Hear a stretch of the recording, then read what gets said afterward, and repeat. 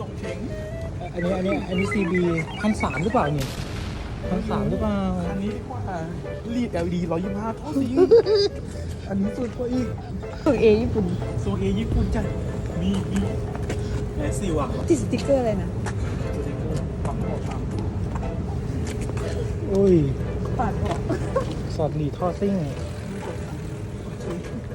ดู โอ้โห CB ไม่มีใครสนใจ CB เลยสัตว์ฮะ ปิดหมุนหายด้วยไม่มีไอ้ที่กล้องเป็นอย่างนี้ดิ โอ้ยตะกี้ กล้อง